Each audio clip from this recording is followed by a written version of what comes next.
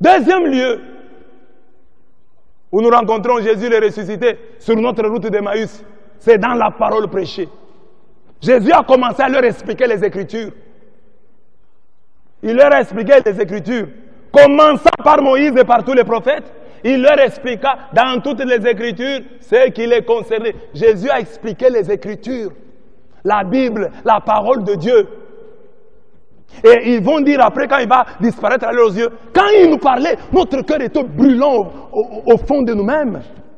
Notre cœur était brûlant. On sentait quelque chose.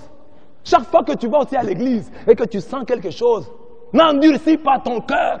C'est Jésus qui vient à ta rencontre. Tu vas dans une église, tu écoutes un enseignement, on donne un exemple. Qui est ton exemple? Qui réchauffe ton cœur, qui te brûle au cœur.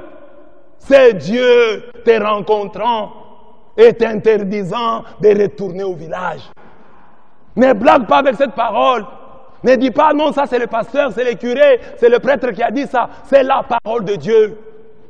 Dieu parle tantôt d'une manière, tantôt d'une autre, et nous ne prenons pas garde. Dieu est dans sa parole.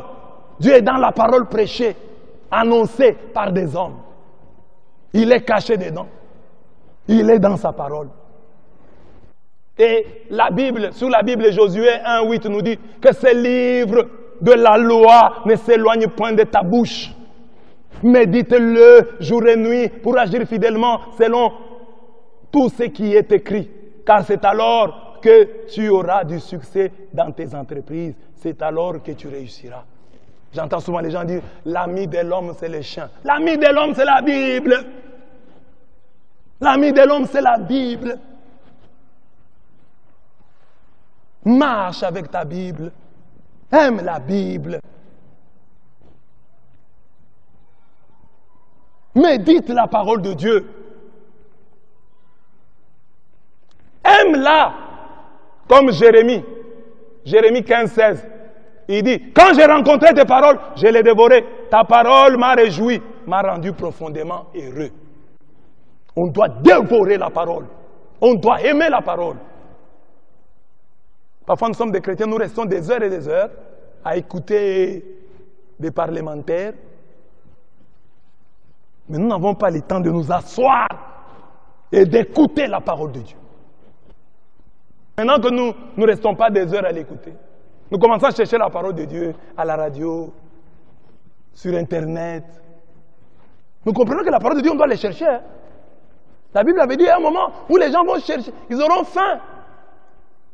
Non pas une faim de nourriture, mais une faim de parole. Commençons à chercher la parole. Cet amour de la parole se voit dans la tension qu'on accorde à la parole lorsqu'elle est lue, méditée, proclamée, expliquée, prêchée. Pour nous interdire le retour au village, les ressuscités a parlé sur la route. Il a prêché depuis Moïse, passant par les prophètes, toutes les Écritures. Donc, il a pris le temps de leur expliquer. 12 kilomètres, c'est énorme.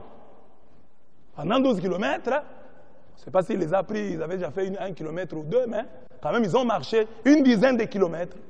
Et pendant les 10 kilomètres, Jésus leur parlait.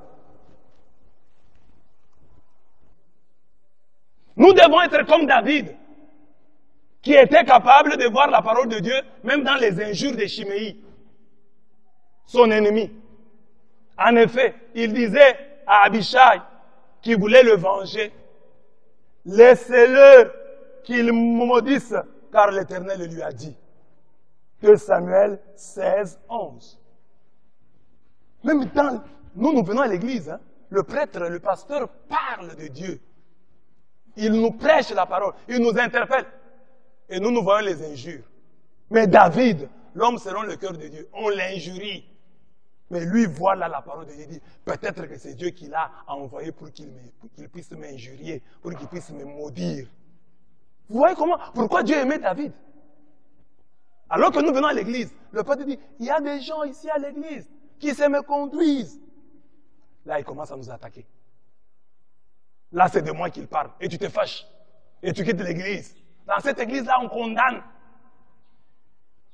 tu quittes cette église. Mais David, lui, son ennemi l'injurie. Tu es maudit, assassin. Son garde du corps dit, je vais tuer cet homme. David, non, ne le tue pas. Peut-être que c'est Dieu qui l'a envoyé pour qu'il puisse m'insulter. Tu dois aimer la parole, même quand elle est amère. Même quand elle n'est pas à ton goût. C'est la parole de Dieu. Tu dois l'aimer telle qu'elle se présente. C'est pourquoi on dit, il faut la dévorer. La dévorer. La manger telle qu'elle se présente.